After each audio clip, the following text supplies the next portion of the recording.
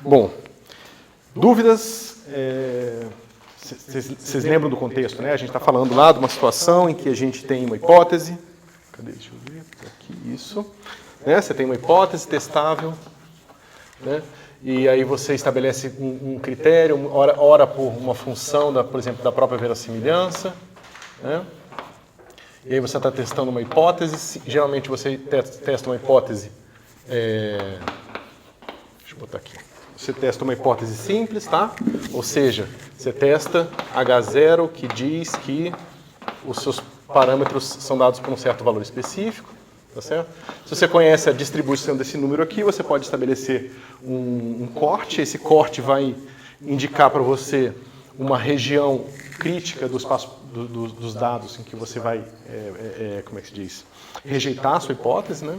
A gente viu que uma maneira de você criar esses testes, porque muitas vezes eles são degenerados no sentido de que você determina a probabilidade que você quer ter de cometer o erro do tipo 1, né?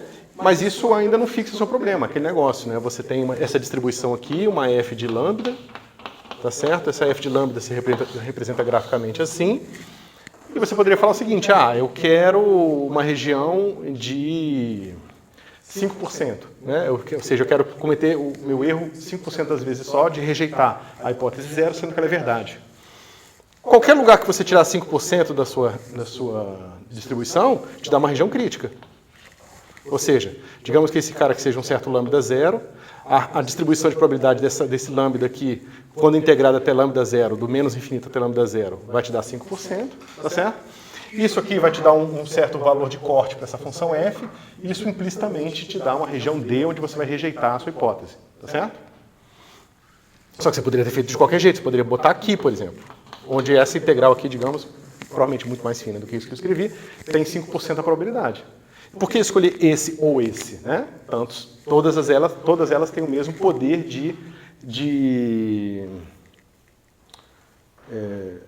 mesmo poder no sentido que tem o mesmo tamanho do erro do tipo 1, tá certo? Aí o que a gente vê é o seguinte, existe um lema de Neyman-Pearson que fala o seguinte, se você tem uma hipótese alternativa, que pode ser uma hipótese simples ou composta, né? Para alguns casos da composta, você consegue descobrir qual é a melhor região aqui para o seu teste.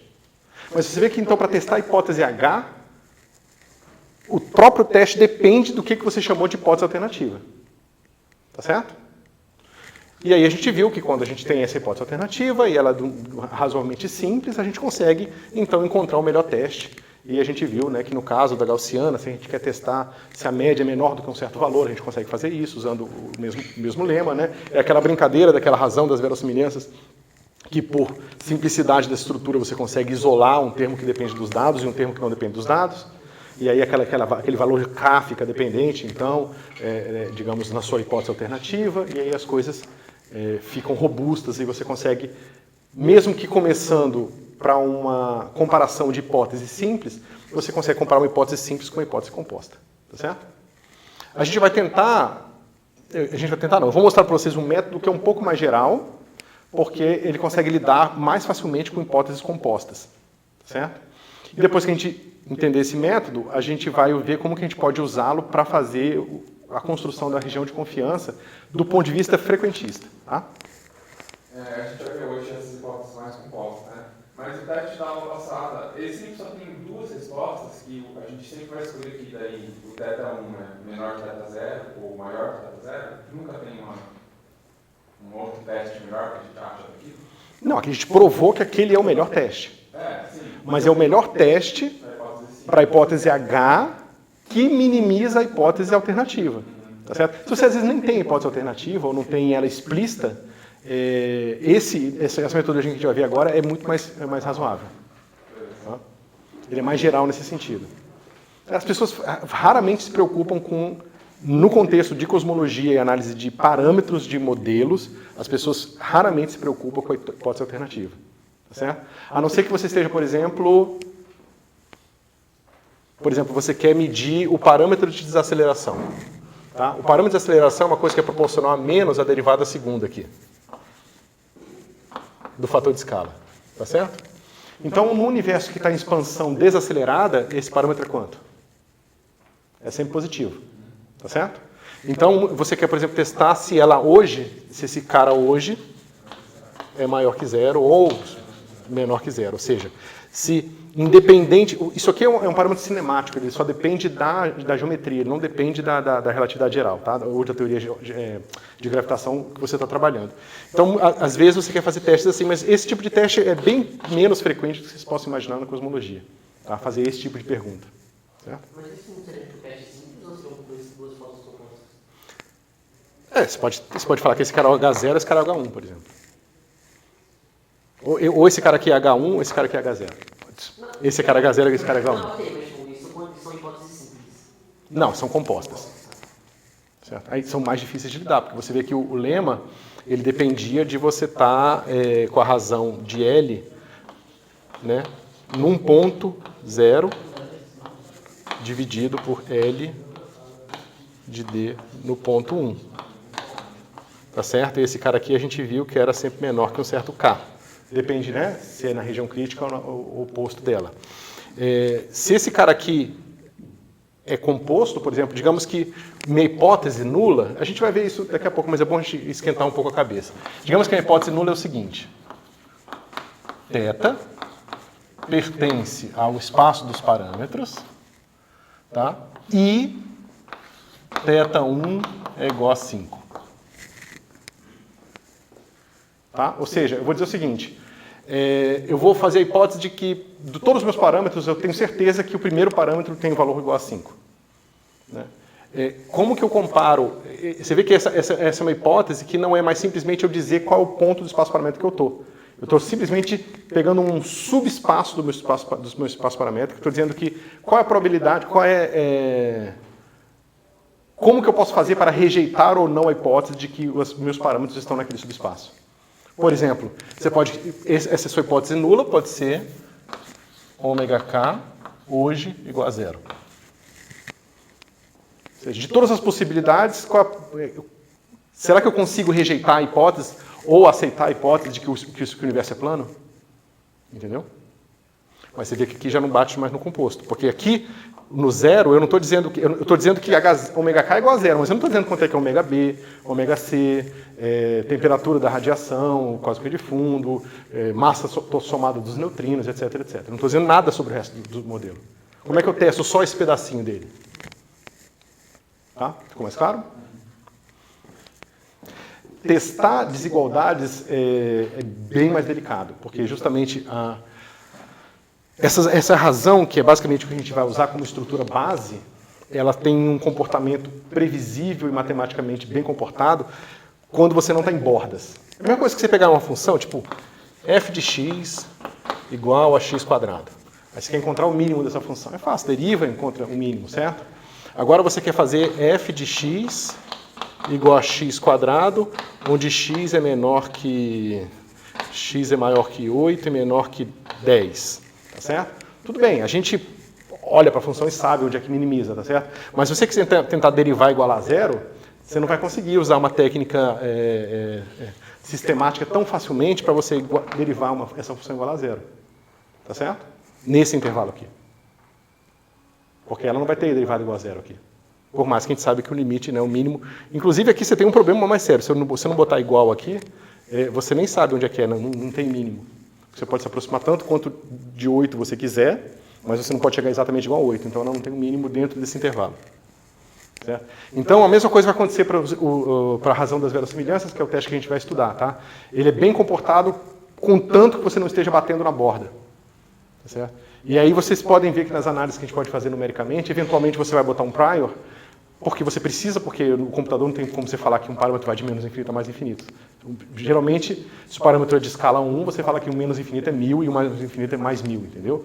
Mas se por alguma razão bizarra a estimativa começar a bater em menos 1000, você não pode confiar no que está acontecendo ali. Tá certo?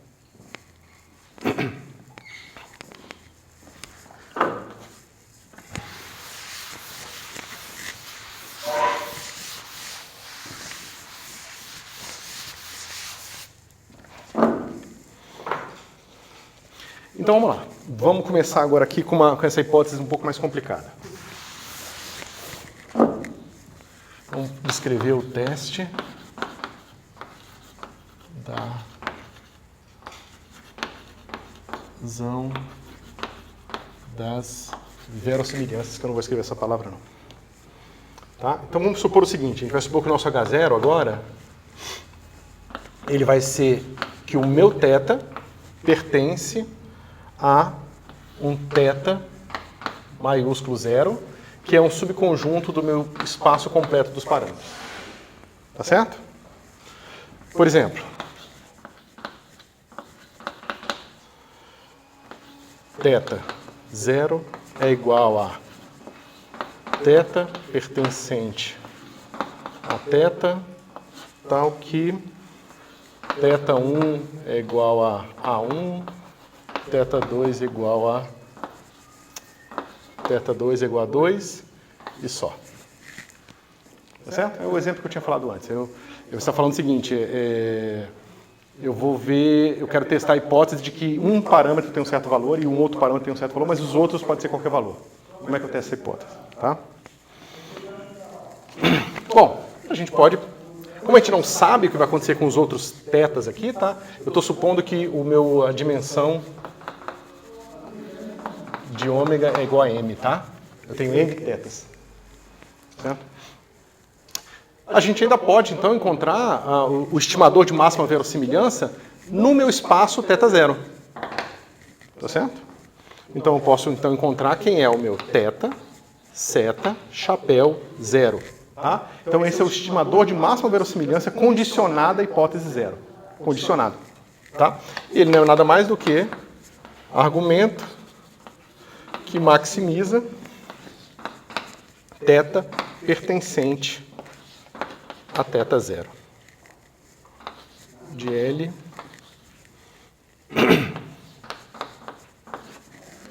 tá certo?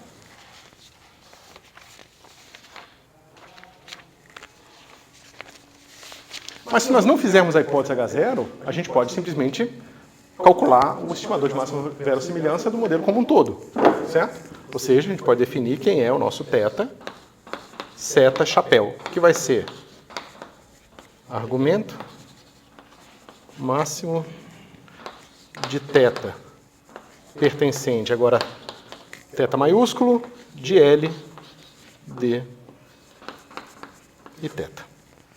Tá? Ou seja, eu posso fazer essas duas estimativas aqui. E com essas duas estimativas, a gente pode formar a seguinte razão.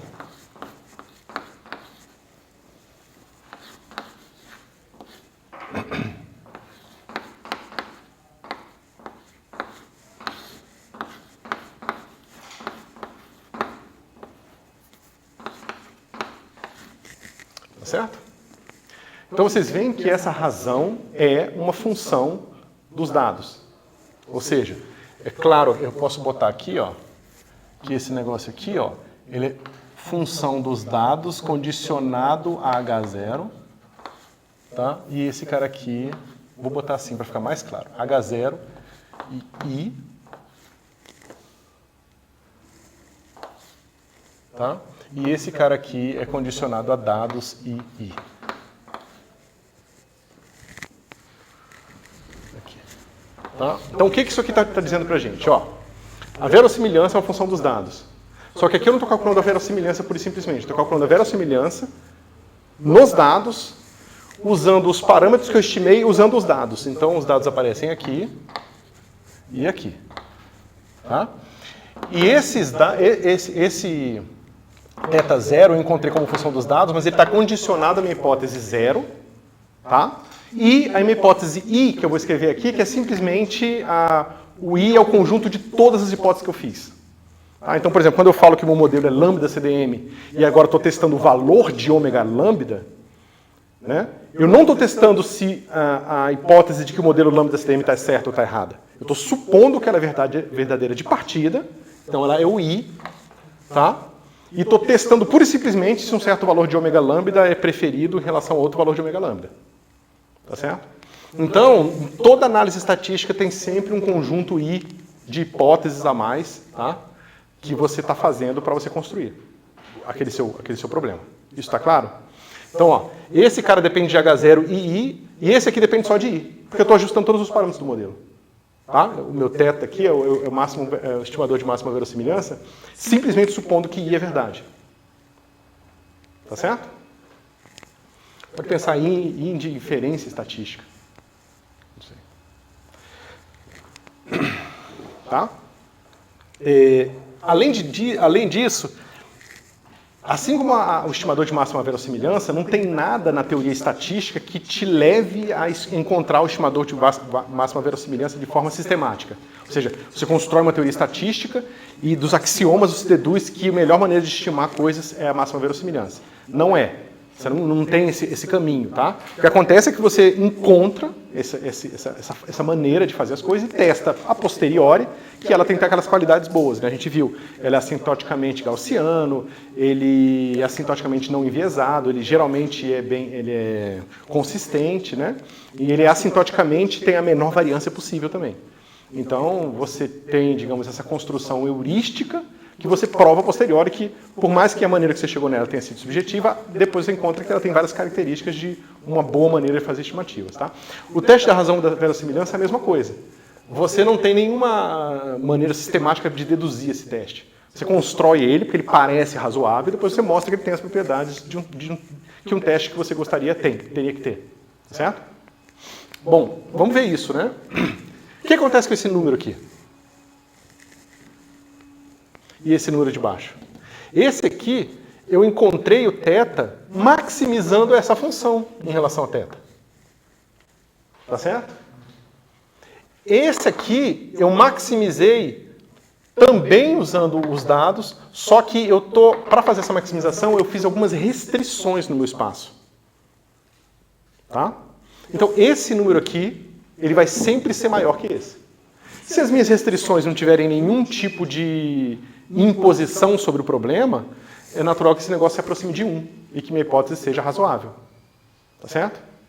Lembrando que o que a gente está fazendo é testar a hipótese H0 no contexto que a gente supõe que I é verdade. Tá certo? Se esse número ficar muito pequeno, o que isso diz pra gente? A I nunca está sendo testado. Que H0 é ruim. Porque a restrição que H0 está fazendo no seu sistema é tal que a probabilidade dos dados sob aquela hipótese é muito menor do que a probabilidade dos dados no melhor do que ele poderia ser, que é na máxima verossimilhança em relação a todos os parâmetros. A gente está basicamente comparando, assim, se o melhor valor possível ali do estimador θ0 que a gente está esperando nas hipóteses é perto do melhor valor possível sem depender de nada. Seria de baixo. De certa forma, você pode pensar que isso está te dando tipo não vai ser métrica, porque não vai satisfazer todas as propriedades de uma métrica, mas está te dando tipo uma noção de distância no espaço Mas aqui você tem que lembrar que é uma distância no espaço de onde a hipótese fez fixações. Não está falando nada sobre os outros parâmetros. Tá certo? Então, o que eu falei, né? Se lambda for aproximadamente 1, parece que H0 é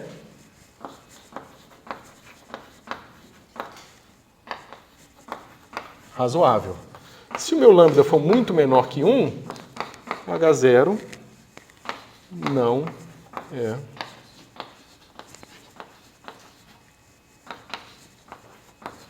tá certo? Mas, naturalmente, a gente não pode se satisfazer com razoável ou não razoável, né? Porque se eu encontrar 0,98, será que isso é muito pequeno? Ou será que isso é muito grande? Né? A gente precisa ter uma noção de tamanho aqui. A gente tem uma noção de tamanho, a gente precisa conhecer como que esse cara se distribui. Tá certo? Por que ela não pode dar margem? Veja, essa função ela vai estar sempre com D fixo. É os dados que eu medi. Os dados são sempre fixos. Tá? Então, essa função aqui é uma função de θ. Tá? Sob hipótese nenhuma adicional além de I. Tá certo? Eu estou maximizando L em θ para encontrar o meu estimador de máxima verossimilhança. Encontrei esse número que maximiza e boto de volta aqui. Então, aqui é o máximo de L, ou seja, eu tenho L como função de θ. Tá certo? Eu vou encontrar o máximo e depois vou calcular quem é L no máximo. Tá certo? Agora vamos pegar esse exemplo aqui. Ó. Digamos que eu tenha M parâmetros, tá? E eu falo, não, o primeiro parâmetro eu vou fixar no valor A1, o segundo parâmetro eu vou fixar no valor A2 e vou maximizar essa função aqui com esses dois caras fixos, mas o θ3, θ4 até θm vão estar livres ainda. Tá certo? O máximo dessa função com essa hipótese sendo imposta nunca vai ser, nunca não, vai ser no máximo tão grande quanto esse. Porque esse é o maior possível, estão todos livres.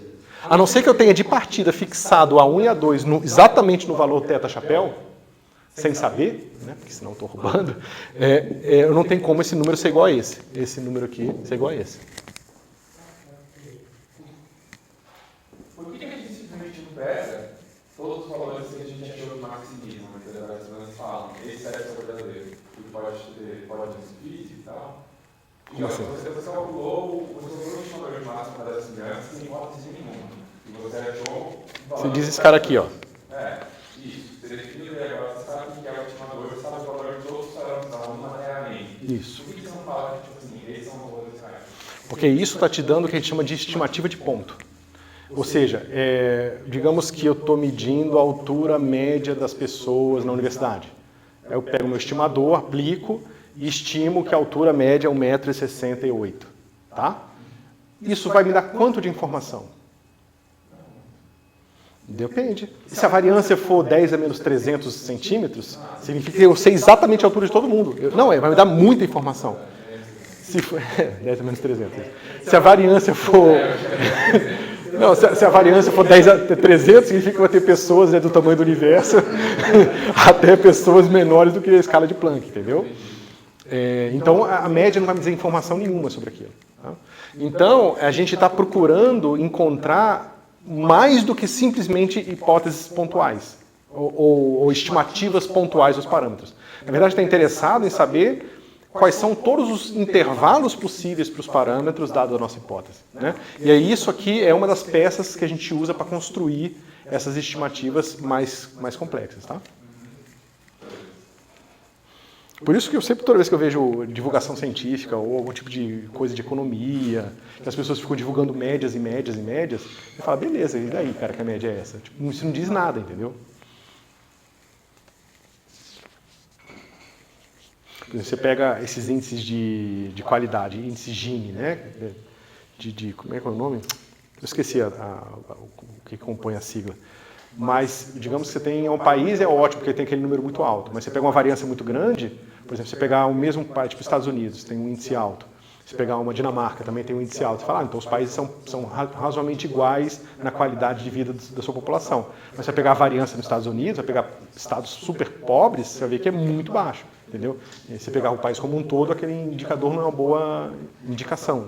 Uma coisa, Brasília, por exemplo, se pegar um índice lá é bom, mas vai morar né? Não, exatamente, esse é o meu ponto. Então, muitas vezes acho que a falta de compreensão das pessoas da importância da variância, e olha que é só mais um número, né? Na verdade, para você entender a coisa, você precisa de todo o espectro, você precisa de toda a distribuição, né? Mas pelo menos 2 números em vez de um só seria melhor, né? Então, o ideal é que nós soubéssemos a distribuição G de lambda. Tá? Ou seja, vamos supor que a nossa hipótese I é verdade, por exemplo. Né? A gente pode, como é que se diz? Simular dados de vários pontos desse negócio aqui, calcular best fit, repetir o procedimento, fazer isso de novo, fazer uma série de simulações desse negócio aqui, que não são nem um pouco fáceis de fazer, tá? Porque você vai ter que fazer simulações sem saber os parâmetros, né?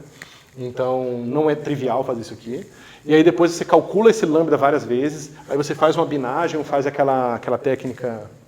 Peraí, eu estou escrevendo fora? Cara, eu estou escrevendo fora, tá? Você faz toda essa repetição aqui, uma técnica numérica muitas vezes muito dispendiosa para descobrir essa distribuição. G. Oi? Não, eu vou apagar aqui já. Tá? Então você poderia fazer esse procedimento aqui, mas aí você pode perguntar, mas isso parece muito com o que você já tinha feito antes. Né? A gente pode muito bem pegar nossa hipótese, uma hipótese complicada, composta dessa, tentar simular vários dados dessa hipótese composta e tentar depois calcular. Lembra, a gente fez lá atrás, a gente pegou e falou o seguinte.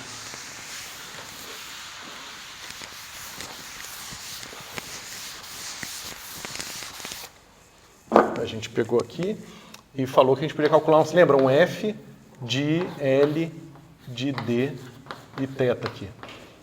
Tá? Onde o θ0 aqui, ele corresponde à sua hipótese I. Tá? E aí você pode simular várias vezes, isso aqui vai te dar um valor lambda, você pode encontrar o G de lambda aqui. Então parece que a gente não tem muita vantagem em relação ao que a gente tinha já anteriormente, tá certo? O que vai acontecer é que a gente não vai mostrar, mas eu vou dizer para vocês que esse cara tem um comportamento assintótico importante, certo? Que facilita muito as contas com ele. Para conseguir vários valores de lambda, a gente vai ficar mudando a hipótese? É difícil, porque, veja, você diz quando eu quero calcular um sample de uma hipótese composta, né? Isso é bem complicado. Porque, veja, a sua hipótese composta pode ser, digamos um caso θ entre 0 e 1. Tá? E para cada valor de θ você tem uma distribuição de probabilidade. Você tem que, de certa forma, pensar numa métrica nesse espaço aqui, numa medida nesse espaço aqui. Porque, por exemplo, se você tivesse uma razão para ter uma boa medida nesse espaço θ, o que você pode fazer? Você pega a sua medida nesse espaço, que vai ser uma distribuição de probabilidade, você primeiro cria um sample, né? Você primeiro sorteia um valor de θ, uma vez que você sorteou o valor de θ, você sorteia um conjunto de dados D. Aí você repete isso várias vezes, mistura tudo, né? E aí você pode estudar o que você está, né? Você pode estudar a sua F de θ e L, por exemplo, onde o θ aqui vai ser a máxima verossimilhança. Tá certo? Mas isso depende, né, de você estar condicionando o seu modelo a uma hipótese que foi escrita com uma distribuição de probabilidade propriamente dita. Tá certo? Porque, veja, a gente, nessa direção, você começa a caminhar um pouco na direção da estatística bayesiana. Né? Que por mais que você queira preservar a interpretação frequentista, você começa a se ver obrigado a colocar uma distribuição de probabilidade no espaço das hipóteses. Tá certo? O que o frequentista rejeita normalmente. Né? Porque você vai falar o seguinte... o frequentista ele vai dizer que não existe probabilidade da massa do fóton ser 0 ou ser 10 a menos 15. Né? A massa do fóton ou é 0 ou é 10 a menos 15. Tá certo? Aí você precisa abandonar a noção frequentista de probabilidade para você falar que não, eu tenho confiança de que a massa do fóton é 0. Aí, bom, fica tudo um pouco mais difícil de interpretar, né? Mas, bom, a gente não vai entrar nisso, tá? A gente vai entrar nos casos mais simples. Se um dia a gente precisar de alguma coisa assim, a gente vai ter que parar e estudar as técnicas mais avançadas para testar esse tipo de hipótese à mão. Ou a gente parte para o bayesiano e faz tudo consistentemente no formalismo bayesiano, tá?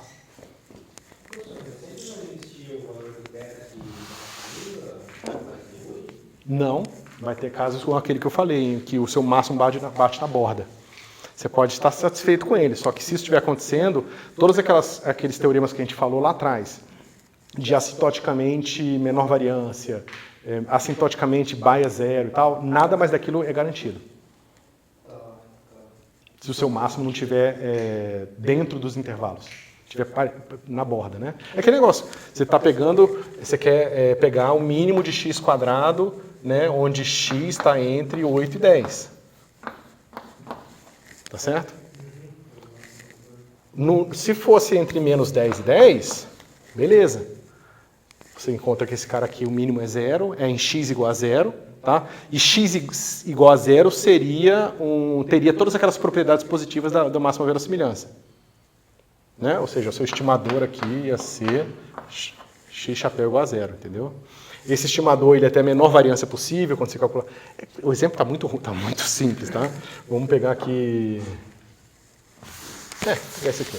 Então, você está pegando mínimos quadrados de xi menos mi, tá certo? E aí você vai maximizar, né? Isso aqui é o seu menos 2 vezes o logaritmo da sua verossimilhança, numa questão no Q quadrado. Aqui todas as variâncias são iguais a 1, tá? e você está estimando μ. Então, a máxima verossimilhança vira o mínimo desse número, né, porque tem um menos na frente. O mínimo desse número se dá quando a derivada desse cara aqui for igual a zero, a derivada desse cara vai ser igual a zero quando soma sobre i de xi menos μ vezes menos 1 é igual a zero. Tá certo? É só a derivada desse cara em relação a μ. Esse menos 1 vai embora, a gente simplesmente passa esse cara para cá, eu estou somando um monte de vezes o μ, aqui tem n dados, tá? Então vai dar x soma sobre x vai ser igual a n μ, tá certo? Ou seja, μ, desculpa, chapéu, que é a estimativa da média, vai ser o meu x barra. Tá certo? Beleza. Você coloca esse cara aqui e você depois calcula, por exemplo, quem é a variância do x barra, você calcula qual é o viés do x barra e assim por diante, tá certo? Agora, digamos que você tem essa mesma verossimilhança aqui. Só que você, por alguma razão teórica, sabe que μ tem que ser igual, tem que estar dentro do intervalo de 8 a 10. Você sabe que isso tem que ser verdade, certo? E na hora que você estimou aqui, o mínimo global seria esse x barra, que seria 5. Ou seja, se você quiser minimizar essa função sem nenhum tipo de restrição sobre μ, seria em 5. Mas com a restrição, esse cara aqui não pode ser. Então, você calcula, você descobre que na verdade tem que ser 8. Aqui. Aí você fala, tudo bem, então meu estimador de máxima verossimilhança é 8, porque maximiza ali dentro do intervalo aceitável. Esse estimador calculado em 8 não tem mais as propriedades que eu falei. Ou seja, tá? O exemplo não é tão bom ainda, mas é nesse caminho, tá certo? Porque isso aqui tudo, se você lembra das contas que a gente fez para fazer aquelas estimativas, aquela brincadeira toda que a gente fez, a gente usava o tempo todo que a derivada da verossimilhança era igual a zero. Tá certo? E quando você tem esse máximo aqui, ó, em x μ igual a 8, a derivada não é zero em x μ igual a 8. Sim, sim. Tá certo? Então, como a derivada não é mais igual a zero, todas aquelas contas que a gente fez não valem. Então, por isso que tem essas restrições de regularidade da função. Primeiro, ela tem que ser diferenciável, bem posta e tal. E você não pode estar nas bordas dos intervalos, que se torna bem mais complicado quando você está numa coisa multidimensional. Quer dizer, você nem está vendo a borda direito, porque a geometria é tão complicada no espaço lá de 10 parâmetros. Né? Tá certo?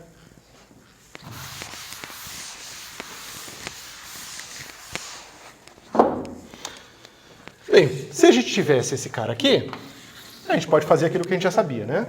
A gente, primeiro, tem uma certa noção de que o lambda pequeno, ele anda na direção da rejeição da hipótese. Então, aqui a gente não tem muita escolha, como a gente tinha em geral, de escolher uma região do meu, né? Digamos que o meu G de lambda ele tem uma certa distribuição assim. Tá certo?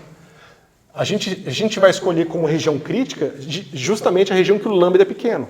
Então, é sempre o rabo da esquerda. Tá certo? Justamente por causa da interpretação heurística que a gente tem do lambda aqui. Que quanto menor ele tem, mais a minha hipótese H está restringindo a probabilidade dos dados. Tá certo?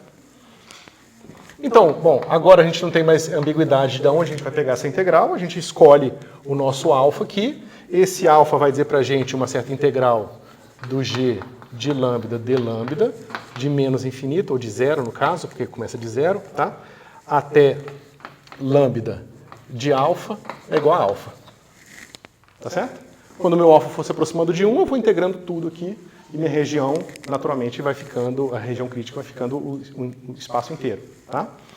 Então, se eu quero cometer o erro do tipo 1 5% das vezes, eu igualo esse negócio a 0,05 e integro essa distribuição até juntar 0,05, descubro que é o meu lambda de alfa, calculo isso aqui e vejo se o lambda que eu encontro é menor ou maior. Se for menor, eu rejeito.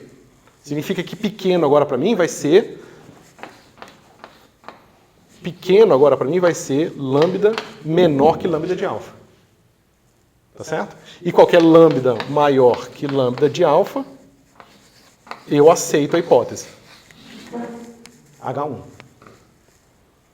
Tá certo?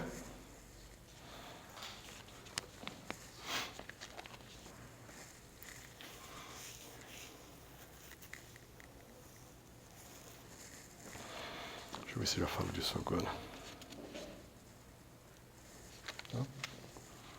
Então, só para adiantar um pouco uma coisa que a gente vai voltar mais para frente.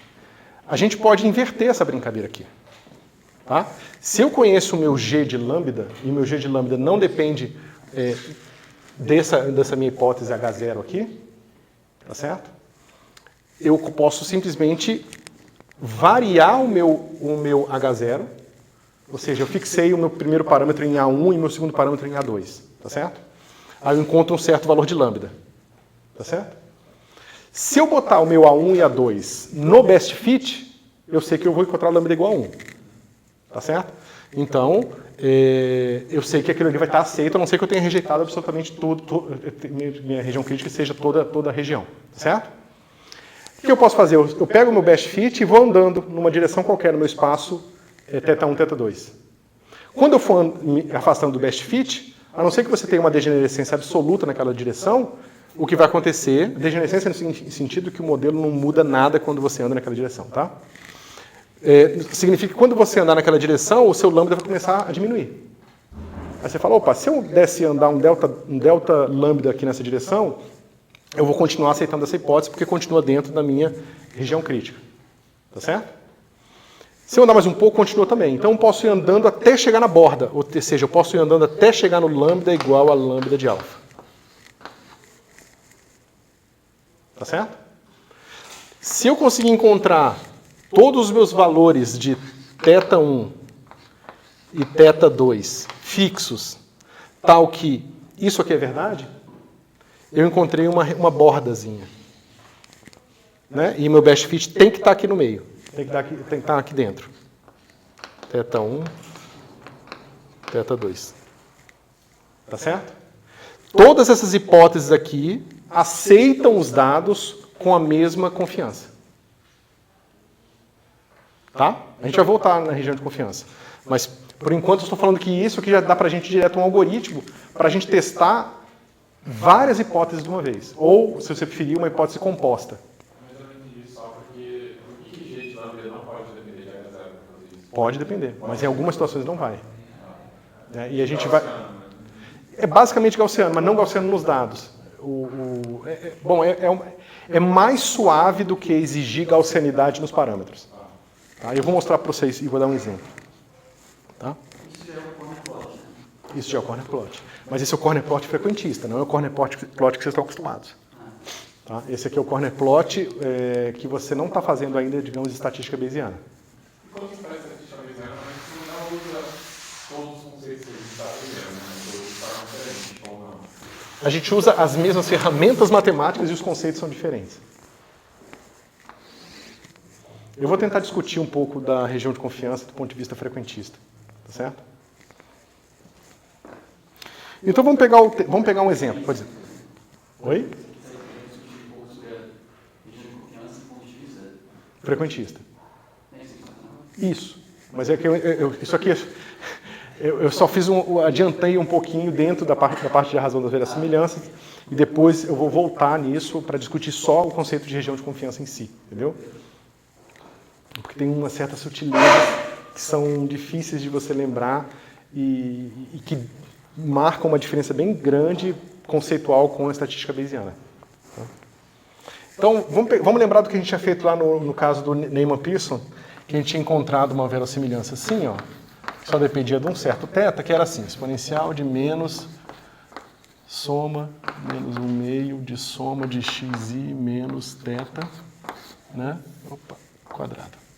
Raiz de 2π elevado a n dados, certo? Então, se vocês lembrarem, a gente tinha aqui a nossa hipótese H0, quer dizer, desculpa, usando agora o problema da razão das verossimilhanças, a nossa hipótese H0 é que o nosso θ é igual a um certo θ0, tá certo? Então, a gente pode, sob essa hipótese, maximizar essa função. Como ela tem um parâmetro só e eu fixei ele igual a θ0, eu não preciso, o máximo dela é só o valor dela mesma, não tem mais o que maximizar, tá certo? Então, aqui eu já sei o valor da minha, para botar no meu numerador, tá certo? Agora eu vou maximizar sob nenhuma hipótese adicional. Tá? Ou seja, eu vou maximizar sobre θ. Mas a gente já sabe que o estimador de máxima verossimilhança é x barra. A gente acabou de fazer essa conta, por sinal. Tá certo? Então, nessa situação, o meu lambda vai ser igual a exponencial de menos 1/2 chave, colchete, xi menos θ0, que é o que aparece no numerador, quadrado, menos xi menos x barra, que é o que aparece no denominador.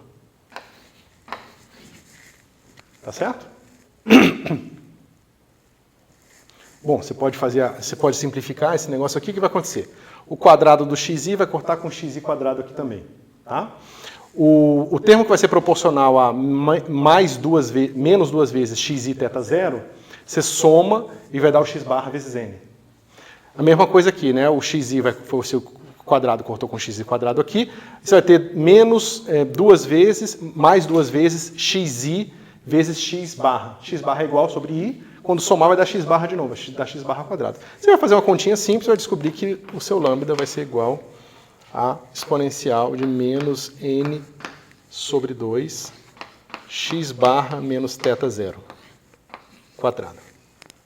Tá certo? E, se você quiser, menos 2 vezes logaritmo natural de L vai ser igual a n x barra menos θ0 quadrado.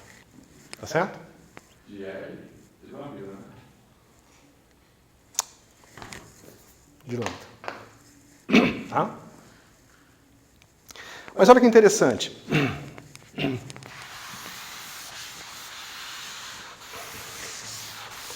A gente aqui não falou nada sobre hipótese alternativa. Tá? E aqui a gente está encontrando o seguinte, a gente vai ver que a região crítica vai ser uma região em que esse número aqui vai ser menor do que um certo lambda crítico lá, que vai ter, a ver com alfa, que tem a ver com que é a distribuição desse número. É fácil a gente ver a distribuição desse número, né, que é uma distribuição aqui quadrada de 1 grau de liberdade. Essa conta a gente já fez também, tá certo?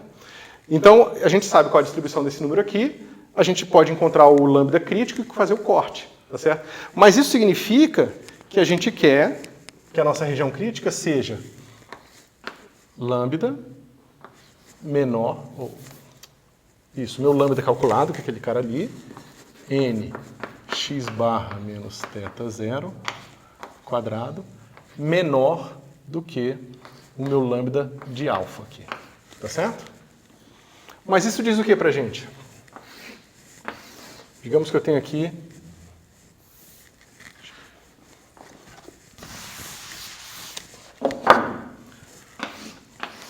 tá certo? Então, ó, a gente sabe que quando o meu x barra for igual a θ0, esse negócio aqui vai ser zero. Então, eu tenho com certeza que meu θ0 está aqui. Tá certo? Se eu pensar como uma função de x barra, eu vou andando até aqui e vou encontrar uma hora que deu corte aqui. Mas essa função é simétrica em torno de θ0. Tá certo? Então, eu vou encontrar um certo x barra lower aqui, eu vou andar até aqui e vou encontrar o mesmo valor em módulo, tá, de um x barra upper aqui. Né, da diferença desses dois caras aqui. Ou seja, módulo desse menos esse é igual a módulo desse menos esse. Tá certo? Justamente porque ali depende só do cara ao quadrado. Então você vê, ó, que nesse caso, esse cara aqui não é um melhor teste via lema de Neyman-Pearson. Tá certo? Ele te dá, na verdade, ele está te dando um compromisso razoável, né, de todas as hipóteses alternativas possíveis. Tá? Quando você escolhe se a hipótese alternativa é θ média maior que tanto ou menor que tanto, aí você encontra, né, que você tem que botar toda a região crítica à esquerda ou à direita. Tá certo? Nesse caso, o teste da razão das verossimilhanças está te dando uma alternativa, está minimizando beta numa alternativa mais balanceada. Tá certo? Ficou claro isso aqui? É um pouco delicado. Mais ou menos. Né? É porque não tem uma estrutura sistemática. Né? A gente não sabe exatamente o que a gente está fazendo sobre a alternativa, mas aqui a gente também não está muito se importando com a alternativa. Certo? Ok. Não é o melhor teste, é um teste compromisso. É isso mesmo. E aí que tá. Eu vou falar um teorema sem demonstrá-lo, tá? Mas se vocês lembrarem daquelas continhas que a gente fez mostrando que a verossimilhança era aproximadamente gaussiana, a gente fez essa conta, né? Que a verossimilhança era aproximadamente gaussiana em θ. Não nos dados, mas em θ, quando o número de dados vai para infinito. Eu achava que a gente tinha feito. Né? Você tem uma verossimilhança aqui de θ, de dados, dado θ. E aí você mostra que quando o número de dados vai para infinito, esse negócio vai para tipo, uma exponencial de menos θ menos θ chapéu, onde esse cara aqui é o best fit, uma matriz covariância, θ menos θ chapéu.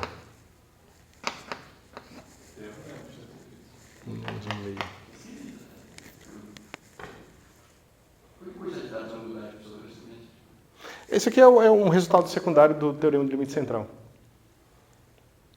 Basicamente, esse negócio aqui fica aproximadamente gaussiano em θ, quando o número de dados vai para infinito. Eu achava que a gente tinha feito isso. Talvez a gente tenha feito isso de uma forma indireta, né? Acho que eu lembro, na real. Foi um pouco atrás, Foi. A gente fez, foi tipo umas 3 anos atrás, Mas depois eu posso passar um exercício para vocês, né? Se vocês estiverem interessados em entender por quando que isso aqui é verdade, né? Porque é importante para saber, digamos, qual é o n grande o suficiente, aqui o número de pontos grande o suficiente para que isso aqui seja verdade. Mas o que acontece é que, basicamente, o que a gente está fazendo é uma razão de coisas assim. De coisas assim. E a gente vai pegar uma coisa que é tipo um Qi quadrado. Tanto a gente fez que a gente mostrou... não, isso foi a gente mostrou por causa específico do teste. Que esse cara aqui se comporta como uma distribuição Qi quadrado, lembra? É só esse pedacinho aqui, ó.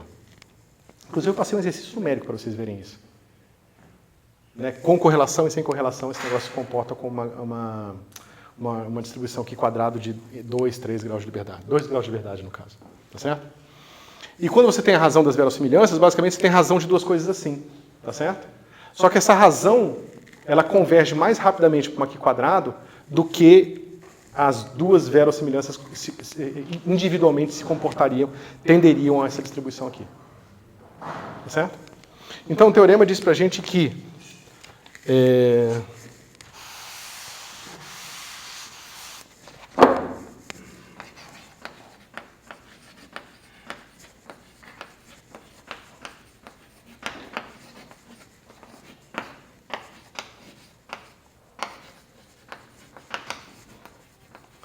dadas as condições de regularidade que a gente acabou de discutir, eu acho que é o teorema da razão das verossimilhanças.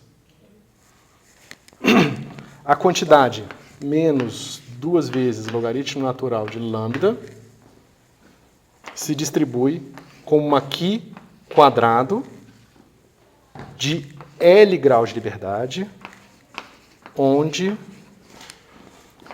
L vai ser igual a dimensão de θ menos dimensão de θ0. Certo?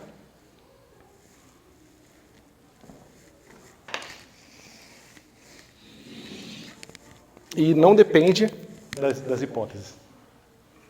Não depende de nada. Então vocês veem que é hiperpoderoso, né? Porque é absolutamente geral. Mas é assintoticamente pro lambda. Isso. O lambda, ele assintoticamente se distribui assim. Certo? Está entendido o que o teorema diz?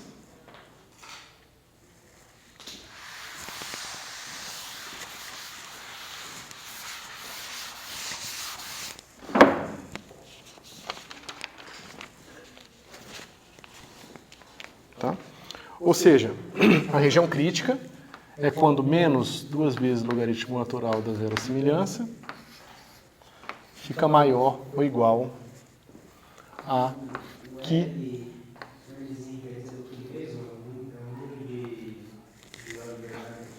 É a dimensão dessa variedade menos a dimensão dessa variedade aqui. É uma distribuição de L graus de, uma distribuição Qi quadrado de L graus de liberdade. Por exemplo, uma distribuição gaussiana tem 2 parâmetros, μ e sigma. Uma distribuição Qi quadrado, ela só tem um grau de liberdade, que é o que a gente chama de número de graus de liberdade. Foi mal, mas é o nome que as pessoas dão, eu não posso fazer muita coisa, tá? Lembra, a Qi quadrado, ela tem uma certa distribuição de probabilidade de Qi, que vai ser igual a um Qi elevado a L sobre 2 mais 1 exponencial de menos Qi quadrado sobre 2. Uma coisa assim, um negócio meio complicado assim, tem uns fatores gama aqui. A gente fez a dedução delas em sala, tá certo? É basicamente uma gaussiana vezes um polinômio, ou uma lei de potência. Não lembro se esse negócio aqui pode ser quebrado, eu acho que pode. Eu acho que pode sim. Tá? Ou seja, você vê que para L pequeno, a média dessa distribuição ela vai ficando perto de zero, e quando o L vai ficando grande, a média vai indo mais para a direita. Né? Porque esse cara aqui, como sendo uma potência grande de x, toda vez que você bota um número menor que 1, ele se aproxima de zero bem rápido. Né? Se fosse um x aqui elevado a 1000, né? Se for 0,99 elevado a 1000, já fica um número bem pequenininho. Tá certo?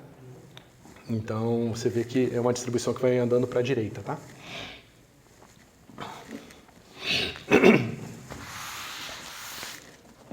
Tá certo? Então, se a gente encontrar um Qi quadrado maior do que desculpa, se a gente encontrar um valor de lambda aqui, que nessa equação dá um valor maior do que esse limite da Qi quadrado, a gente exclui aqueles dados, aquela hipótese. Tá certo? Então, deixa eu dar um exemplo. Né? Isso aqui, no caso, é uma integral da distribuição Qi quadrado de 0L até infinito da distribuição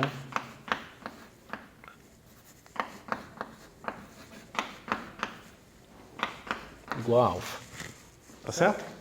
Então, eu vou dar um exemplo para vocês, trivial. Imagino que vocês vão lembrar. Vamos pegar L igual a 1.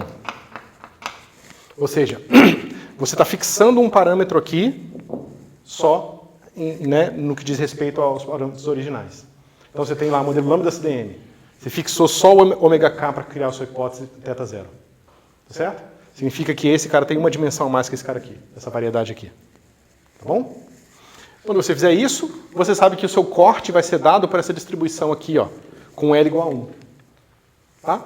Mas uma distribuição Qi quadrado de um grau de liberdade, a gente tem em 1 sigma, você tem que alfa é igual a 0,3173, tá? Que nada mais é do que 1 menos alfa igual a 0,6827.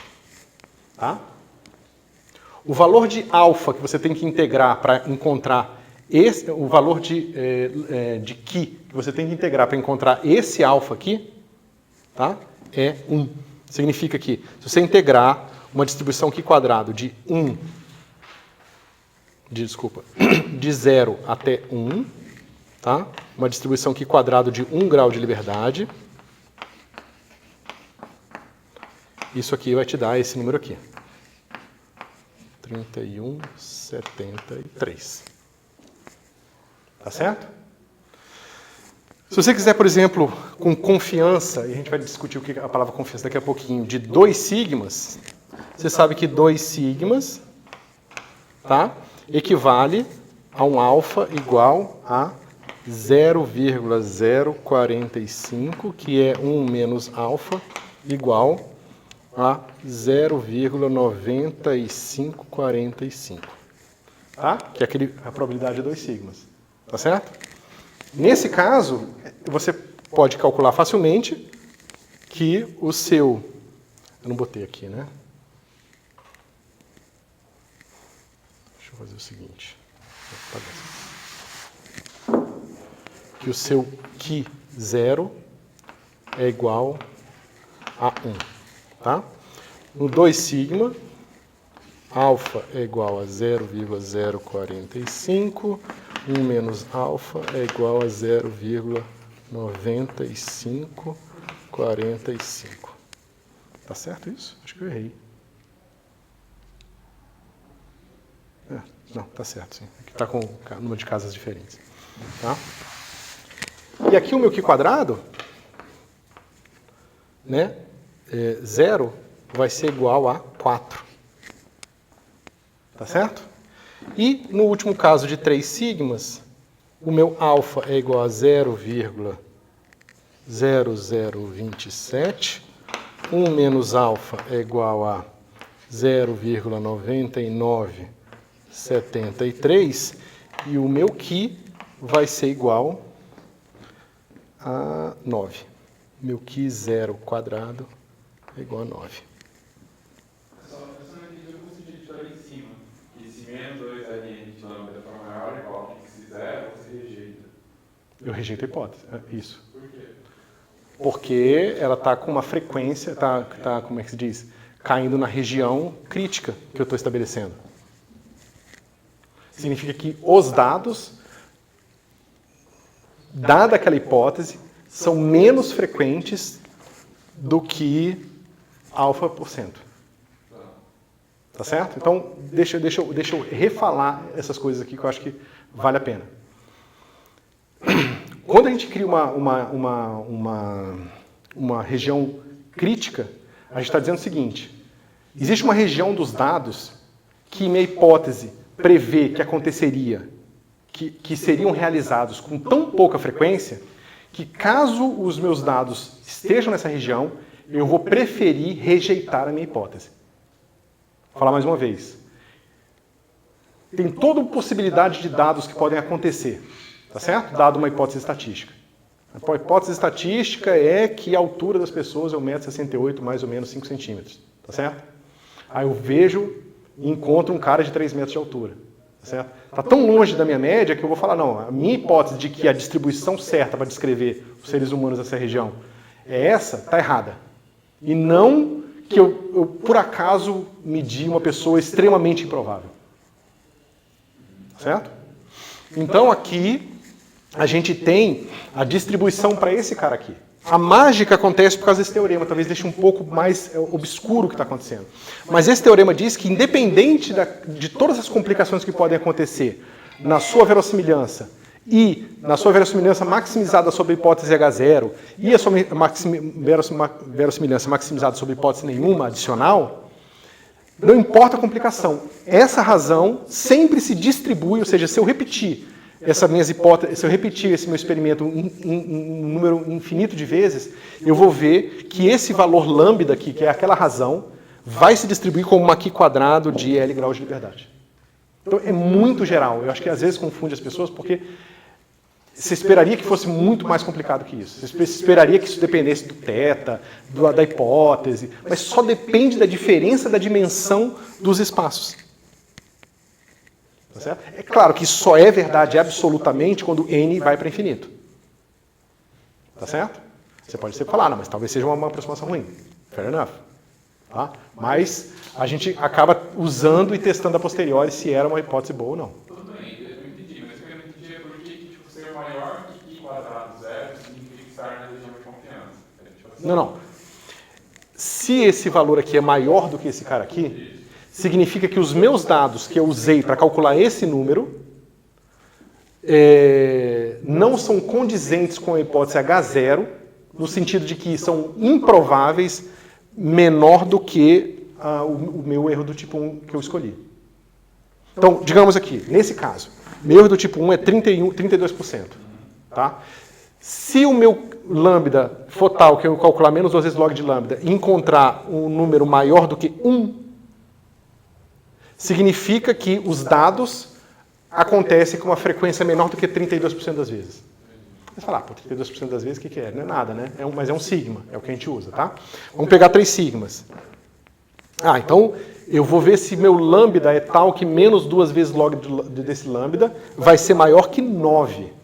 Se for maior que 9, significa que o conjunto de dados que eu tenho é gerado pelaquela hipótese menos do que 0,27% das vezes.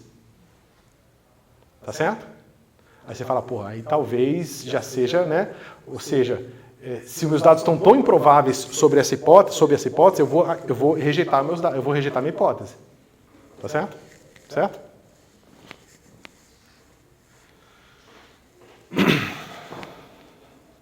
Não seria tipo, uma quantidade grande o suficiente de dados para você estar assimpaticamente na distribuição? Depende. Depende. Se as suas distribuições forem gaussianas, por exemplo, você prova que esse negócio aqui é verdade de partida, para qualquer dimensão. No caso de eu estou fazendo de vocês, eu poderia usar esse análise para a quantidade de que eu tenho de dados no caso? Tem, fácil. A gente fazia isso com supernova, com 100 supernovas, às vezes com 40 supernovas. Não, e você consegue depois fazer umas simulações para testar se está sendo muito ruim ou não. E tem coisas intermediárias. Você pode, em vez de usar aqui uma aqui quadrado, você às vezes pode pegar uma aqui quadrado e dar uma melhorada nela e tal. E tem muitos testes que são super tradicionais em estatística que começam com razão da verossimilhança, e aí o pessoal vê que tem certas limitações e fazem umas correções meio ad hoc, mexendo no teste até ele ser mais robusto de acordo com, né, com o que a pessoa está fazendo. Mas aí tudo depende de você ser capaz de simular sob hipóteses compostas, que é uma coisa mais complicada, assim por diante. Mas sim, a gente usa o tempo todo. Na verdade, você faz uma coisa muito mais simples que isso, né? Quando você está fazendo o ajuste lá, que você encontra o best fit, aquela barra de erro e a matriz covariância, na verdade, aquela matriz covariância é a estimativa da matriz Fischer. E lembra, a matriz Fischer é a estimativa da menor variância possível. Então, aquela barra de erro que vocês estão vendo quando vocês estão rodando os códigos é a barra de erro supondo total gaussianidade na distribuição, na gaussianidade em θ. Aquilo que eu tinha escrito para vocês, né? Se a sua likelihood já é mais ou menos proporcional à exponencial de menos θ estimado sobre... Vou botar unidimensional só para facilitar a minha vida, tá? A matriz Fischer é a estimativa desse número aqui. Tá? Só que se você olha para a região de confiança, ela é uma elipse bonitinha, aí você fala, então provavelmente, né, você pega a região de confiança de 1, 2, 3 sigmas, e todas são elas elipses concêntricas e tal, você fala, esse negócio aqui com certeza está próximo de uma coisa gaussiana em θ. Mas se você olha para a região de confiança, ela é uma coisa assim, você fala, não, esse negócio não é gaussiano. Entendeu? Você vê que essa hipótese aqui, e usar essa hipótese de gaussianidade começa a ser muito pesado. Tá certo?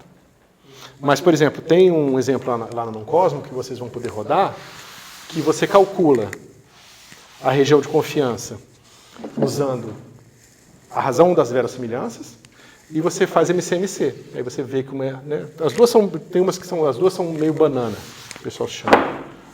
Né? Então você tem uma coisa assim, e aí você vê que a razão das verossimilhanças é assim e MCMC fica assim. Então dá pouca diferença. E aí se você pegar a matriz Fischer, ela fica uma coisa assim, direitinho. Você vê que quanto que uma aproxima bem a outra, entendeu? Mas na maior parte dos casos vale a pena fazer... eu faria os 3 testes, porque eles, de certa forma, testam as coisas de forma diferente. Certo? Não é o mesmo teste, só que um melhor que o outro. Eles estão testando coisas ligeiramente diferentes, hipóteses ligeiramente diferentes. Tá? Você tem uma ideia do número de dados que vai precisar desses testes ser uma aproximação de partida da likelihood? A priori, não. Então, supõe uma likelihood, testa, Isso. e não der, muda o teste. Sim. A análise de dados, de certa forma, eu acho que é da parte, pelo menos da física, que eu sei com mais detalhe, mais subjetiva, no sentido de que você não tem muito um algoritmo fixo, pronto. Opa, tem meus dados, agora eu vou botar no meu algoritmo ciência. Sai ciência, não é assim, entendeu? Você tem que ficar, será que eu estou fazendo muita hipótese, será que é fraca, será que é forte, e assim por diante, né? Então, por isso que você tem que entender muito bem o que você está fazendo, para você poder se questionar depois se o que você fez era restritivo, não é restritivo, se tem hipóteses suas demais, se você queria publicar o paper e por causa disso você, né, facilitou ali a coisa ficar mais bonitinha, porque a gente faz, mesmo quando você não quer, você faz. Né? Isso que tem muita gente que às vezes quer, né? Porque o cara preciso ganhar aquela grant, preciso do dinheiro para fazer não sei o quê. Então a pessoa tem todos os estímulos, às vezes, para roubar. Né? Por isso que as pessoas hoje em dia se preocupam, eu já falei para vocês, né, com cego, duplo cego. Então, você faz a sua análise, mas você não aplica nos dados, não diretamente. Né? Você primeiro fixa a análise, trabalhando só com simulações, com as suas coisas, e você depois pega um outro grupo de preferência e aplica aquela sua análise aos dados, sem você poder interferir naquilo, entendeu? E o que sair do resultado, você publica do jeito que saiu, entendeu? Sem mexer naquilo, sem melhorar, sem, entendeu? Ajustar nada. Bom. Ok. Então, vamos fazer um exemplo bem simples de uma região de confiança para a gente entender, bom, como que a gente aplica isso aqui para calcular uma região de confiança e a interpretação que a gente tem, tá?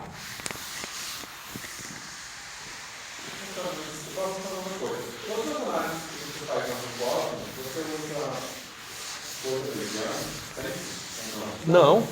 Por isso que eu tenho todas as ferramentas de razão de verossimilhança.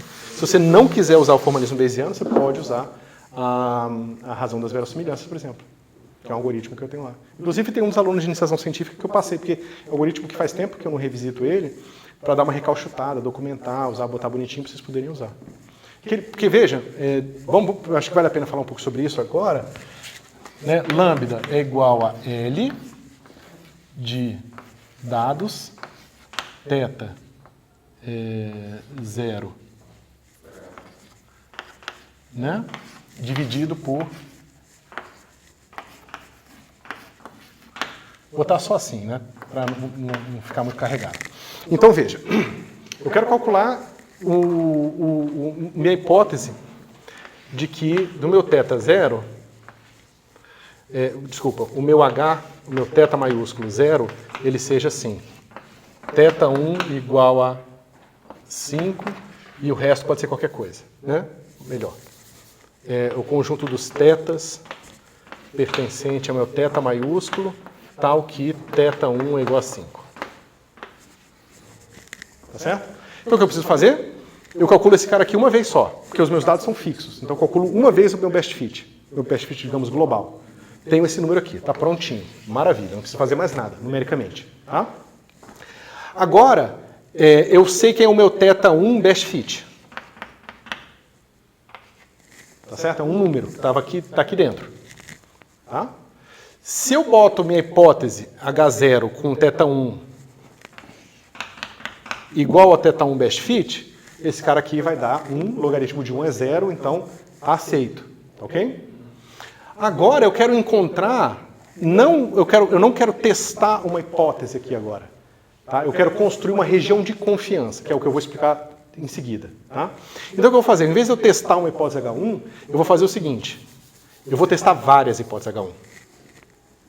Eu vou pegar essa minha hipótese H1 e vou começar com esse H1 igual, eu vou começar com esse cara aqui. Ó. Então esse cara, beleza, está aceito. Né? Porque é trivialmente óbvio que essa hipótese está aceita.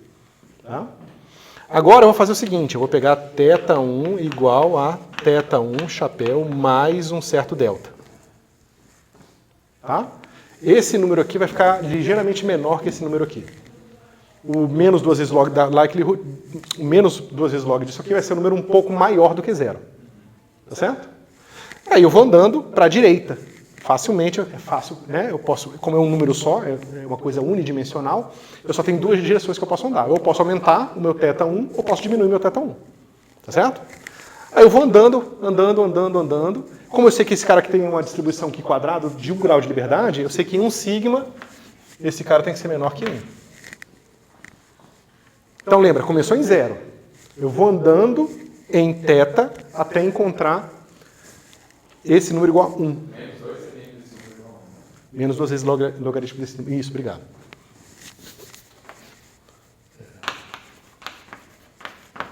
Menor que 1, ou menor que 4, ou menor que 9.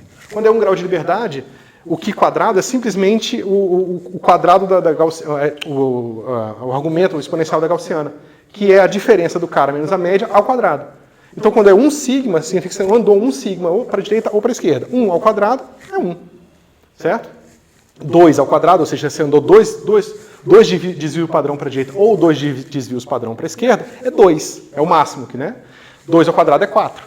Ou 3 é 9, assim por diante. Isso para 1 grau de liberdade. Quando aqui quadrado é de 2 graus de liberdade, esses números ficam quebrados, tá? Que é o que eu ia falar depois. Para 2 graus de liberdade, esse cara aqui vai ser, por exemplo, 2,3.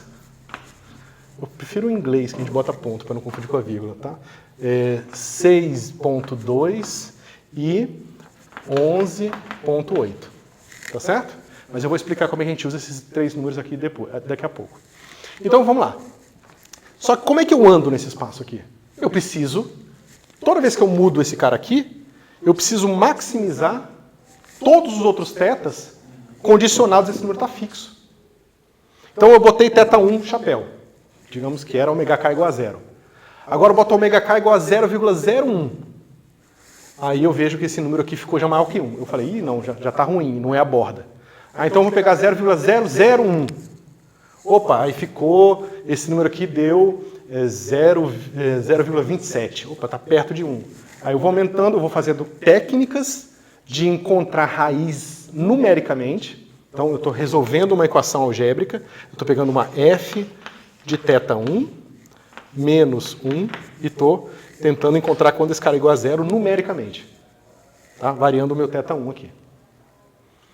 Aí eu vou encontrar dois valores, porque só tem duas direções para andar. Quando você encontra dois valores, morreu a nota. Você sabe que agora o seu θ1 chapéu menos o delta 1, digamos assim, tá? Até θ1 chapéu mais delta barra 1. Se tudo for gaussiano bonitinho, esses caras aqui são iguais. Mas muitas vezes você vai encontrar que não. Você vai ser, né, você andou para a esquerda, logo esse negócio já subiu para 1.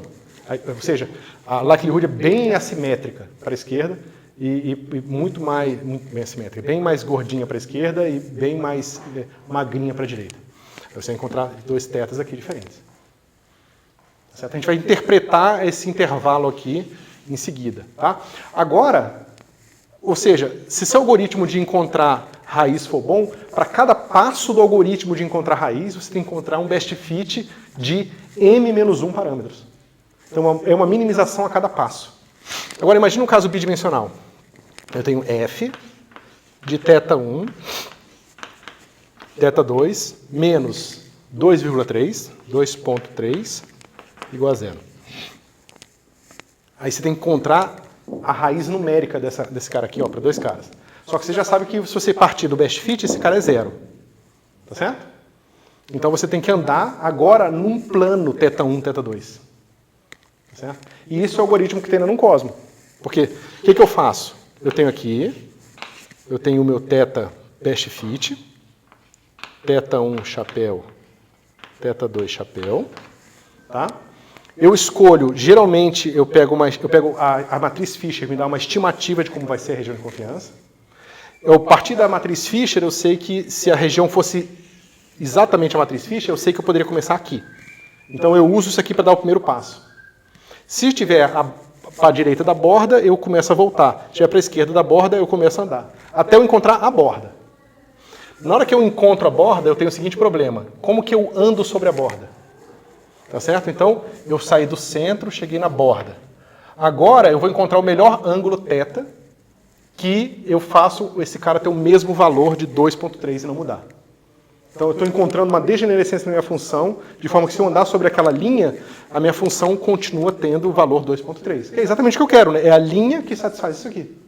Se isso aqui fosse uma equação simples, linear, esse é alfa, θ1 mais beta, θ2, menos 2,3 igual a 0. Você escreve alfa em termos de beta e você encontra uma linha. Só que isso aqui vai ser geralmente uma superfície fechada. Então, o que a Cosmo faz? Ela encontra numericamente esse ângulo até encontrar esse ponto aqui. Na hora que ele encontra esse ponto, ele encontra esse aqui. Depois encontra esse aqui. Depois encontra esse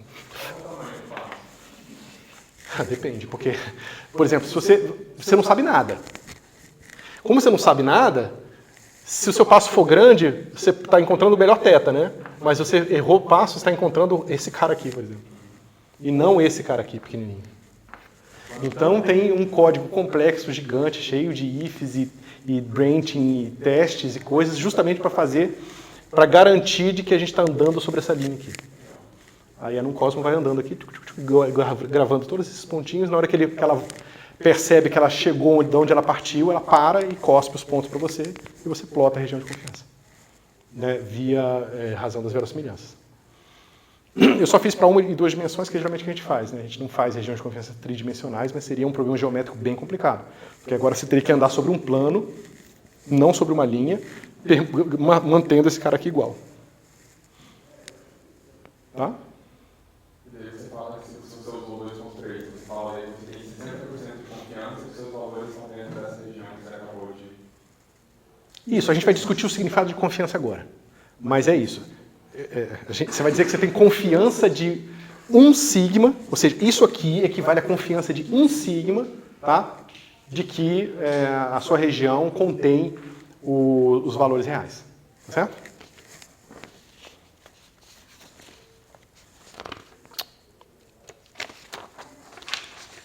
Ok. Então, vamos fazer essa análise em termos de um exemplo, tá? Que eu acho que é a forma mais simples de a gente seguir.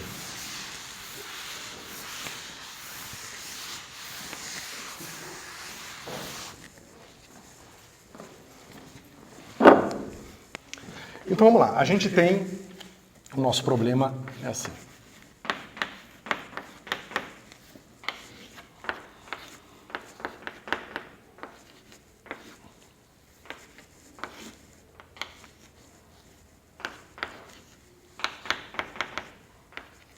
Tá certo?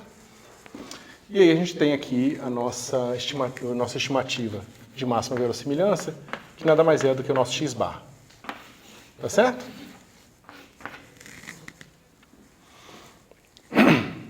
Bom, a questão é o seguinte.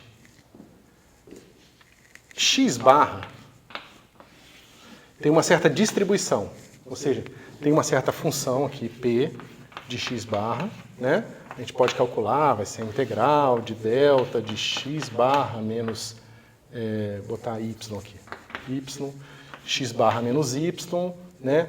Sendo que você está integrando aqui na verossimilhança dos dados, dado θ, de nx. Tá certo? Então, esse estimador ele tem uma variância. Tá?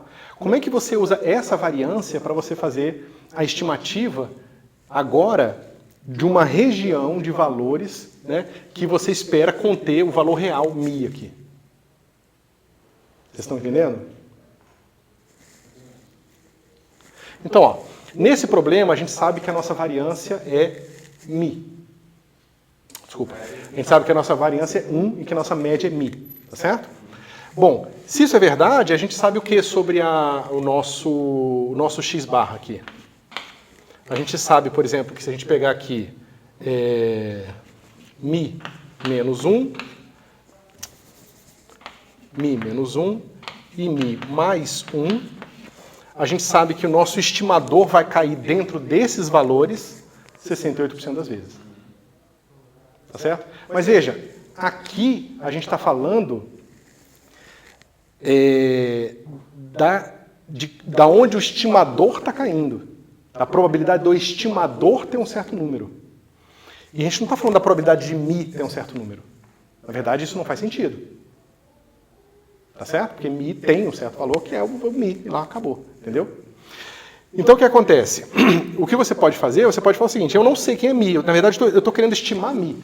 Então, ao invés de eu usar essa região aqui, eu posso dizer o seguinte, eu posso ser tentado a usar x barra menos 1, x barra mais 1. Tá certo? A questão é a seguinte. Dada uma estimativa específica, ou seja, eu peguei um conjunto de dados D, dos conjuntos de dados D eu tenho vários valores de x, eu somo todos, divido por n e encontro um número. A pergunta é, qual é a probabilidade deste intervalo conter μ? Ou seja, qual a probabilidade de μ estar aqui? O que vocês diriam?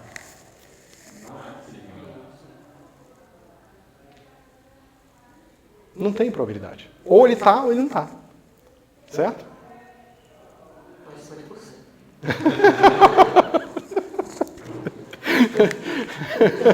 Não. Obrigado, mas não. Ou é 1 ou é 0. Tá certo? Porque não existe distribuição para μ. Seria o mesmo dizer que μ tem uma distribuição tipo delta de Dirac. Ela é um certo valor e acabou. É como a massa do fóton. Eu sempre uso esse exemplo. É 0, digamos. Tá certo? Mas você pode agora pensar nesse intervalo não como dada uma realização, mas você pode pensar no intervalo como uma variável aleatória. Vocês estão entendendo a diferença? Uma coisa é eu pegar uma estimativa. Uma estimativa me dá um número, x barra, e com o número x barra eu faço um intervalo. Tá certo? Esse um intervalo, ou ele contém mi, ou ele não contém mi. Não tem essa que esse intervalo tem a probabilidade de conter mi, não é 50%. Tá? Não tem essa questão de probabilidade do intervalo conter ou não conter mi. Ou ele contém ou ele não contém. Ponto final. Tá certo? Quer perguntar alguma coisa? Porque isso confunde bastante, por isso que eu estou dando tempo para ver se vocês perguntam alguma coisa, tipo, dando umas deixas. Tá?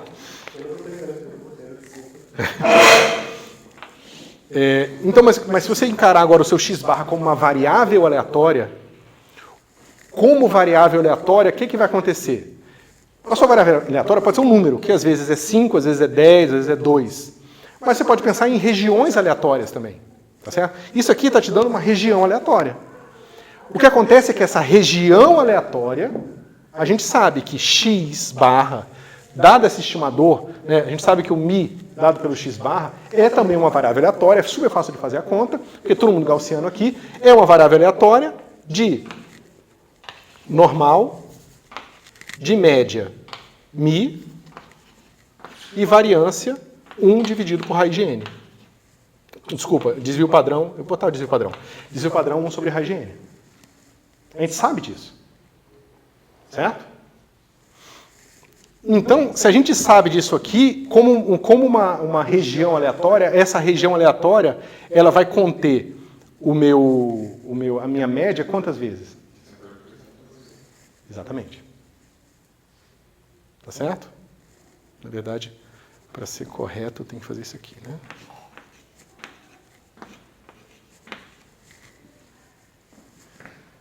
Tá certo? Então, como variável aleatória, ela contém com a frequência de 68% das vezes o valor correto de mi. E isso é importante porque, veja bem, digamos que eu tenho aqui o meu n igual a 100. Tá? Então, se meu n é igual a 100, digamos que o meu mi seja igual a 0. Tá certo? Então você vai ter, né, 100, então aqui vai ser 10, então digamos aqui seja mais 1/10 e aqui menos 1/10. Tá certo? Menos 1/10. Tá certo? Esse cara aqui, ó, ele vai se distribuir desse jeito, com média 0. Tá? Então, ora vai ter, por exemplo, tem uma chance de 3 sigmas, esse negócio está aqui, ó. Mediu aqui o meu x barra. Eu fiz 100 realizações de cada distribuição, calculei meu x barra uma vez e encontrei ele aqui, ó. Esse intervalo eu encontrei ele aqui. Frequentemente, claro, eu vou encontrar esse intervalo aqui, ó. Digamos que cada passo aqui é uma nova realização de 100, é uma nova amostra de 100 realizações. Tá certo? E esse negócio vai ficar sempre distribuído aqui.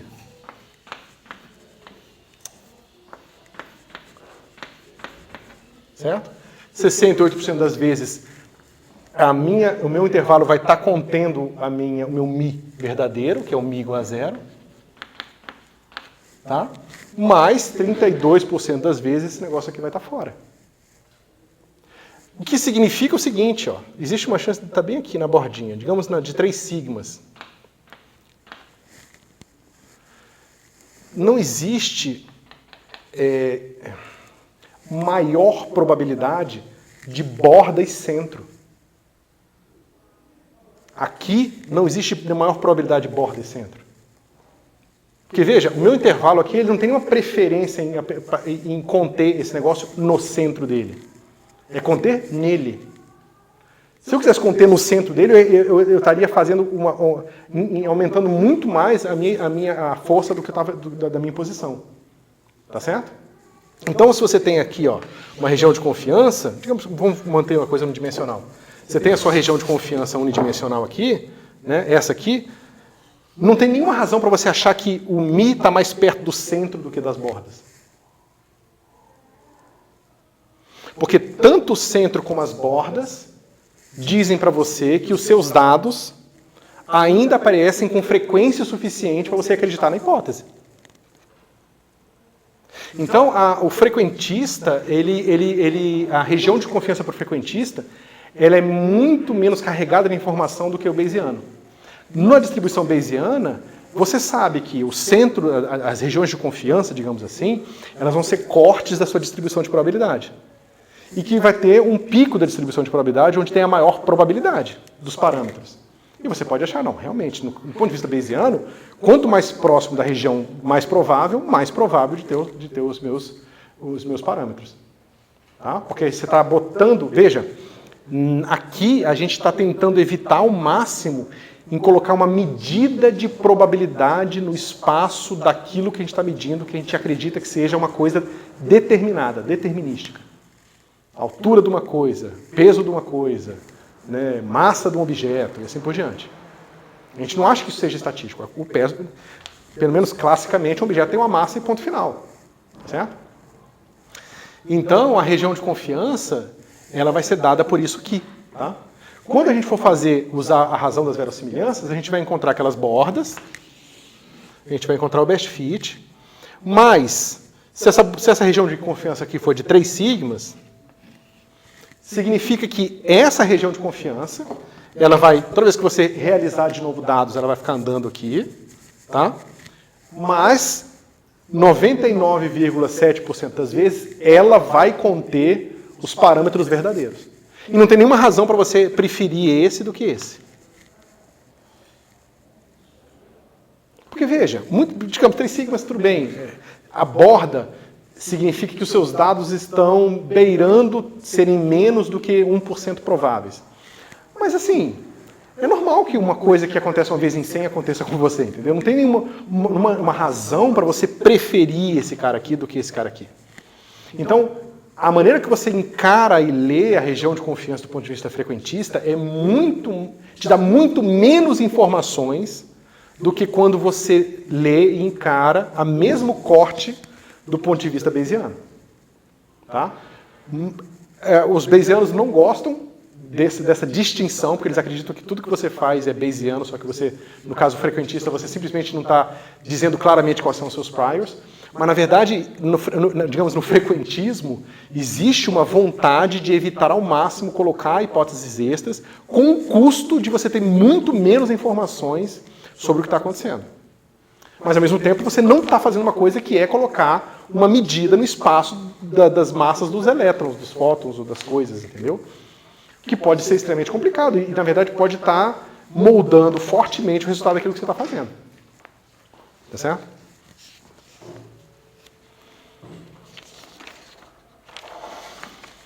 Deixa eu ver. Nossa, tá. Pessoal, então, é isso aqui. Para essas coisas ficarem menos abstratas, eu vou passar agora exercícios sobre essa técnica. Tá? Existe um exemplo na NumCosmo pronto, em que eu já calculo Fisher e razão das verossimilhanças. Tá? Eu vou passar um exercício para vocês que vai ser calcular best fit mais matriz Fisher. Isso vai te dar o quê? Uma point estimate, uma estimativa de ponto, mais uma estimativa da variância supondo gaussianidade. Tá? Depois vocês vão fazer um primeiro passo, que é a análise frequentista, que é você agora calcula usando a razão das verossimilhanças e supondo que o limite assintótico já foi atingido, né, que você pode usar aqui quadrado, você calcula a região de confiança, e vocês vão ver que frequentemente a região de confiança vai ser bem não gaussiana, vocês vão encontrar umas bananas, umas coisas bem complicadas, mostrando que a hipótese de gaussianidade não precisa ter sido atingida para as verossimilhanças individuais para que aquele teste seja válido. E depois a gente faz o MCMC, que aí a gente fala o seguinte, beleza, eu vou colocar uma medida no espaço dos meus modelos. E uma vez que eu fizer isso, aí eu posso tirar muito mais informação, porque eu estou dando mais informação para o meu problema. Tá certo? Eu estou calculando aquilo que no Bayesiano você gosta de pensar, que é a atualização do seu conhecimento dados os dados. Então você usa o seu conhecimento, que é o seu preconceito, ou o resultado de experimentos anteriores, e você atualiza essa informação com nova informação de novos dados. Tá certo? E aí você tem muito mais coisa para dizer sobre o resultado. Tá certo? Então, depois eu vou ver com o Eduardo os exercícios, que eu já vou passar os exercícios, porque eu dou mais uma aula de Bayesiano ou 2 e a gente encerra, porque deu, né? Eu estou bastante cansado já. E não que não seja interessante, mas é porque toma tempo e a gente precisa fazer outras coisas.